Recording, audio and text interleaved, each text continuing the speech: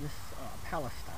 This was around May 25th of 2011, right around the time that Netanyahu visited the White House regarding Palestine.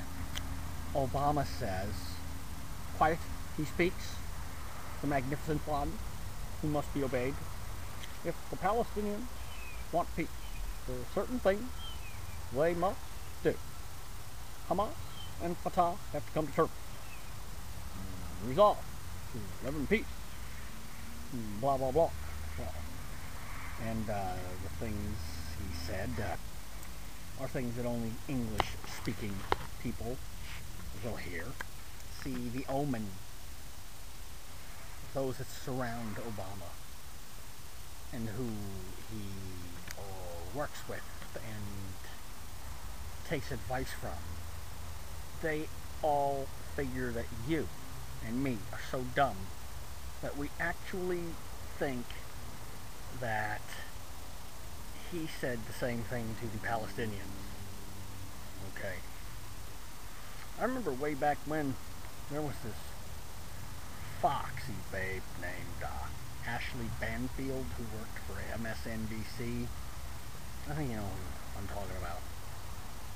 She's hot, man. I don't know what happened to her, but come back, Ashley. I miss you. She should have stuck around because she used to wear them glasses like Sarah Palin wears, you know. And Sarah Palin brought them back though. Ashley Banfield did not stick around long enough, it seems, to, you know, start a trend of her own, although she could. She was Palin-esque in her visage, shall we say, her semblance. Anyway, where was? Oh, she interviewed this guy Yassim somebody, the head of Hamas, inside of his compound in Ramallah or somewhere in the West Bank. And inside there, he had a some kind of plywood cutout mounted on an easel that looked unmistakably like it was the shape of Israel, only it had an inset of the Palestinian flag, you know, the same colors as the watermelon flag, green and red and black, just like most of the Arab flags, like the new Libyan flag, which is actually the old Libyan flag. So many of their flags are Afghanistan flag. What others, boys and girls? I know you know what I'm saying. Yeah, so this guy Yassim, he was an old bearded guy, you know, with the typical Arab sheep herder garb, Bedouin looking stuff, and he had that shape of Israel, you know, like them patches they used to have, you know, the hippies used to wear. That you know, you had the shape of the United States, and it was an American flag, and instead of stars, it had like that ecology E. Anyway, don't want to date myself or anything, but yes, because these people, Hamas, they do not see Israel in the picture at all. They do not see any Jews in there. See, and I've never heard anything said about that. And oh, isn't it strange that like 2 or 3 weeks after that interview, that place was blown up. This was when Arafat was still alive at that time, I believe.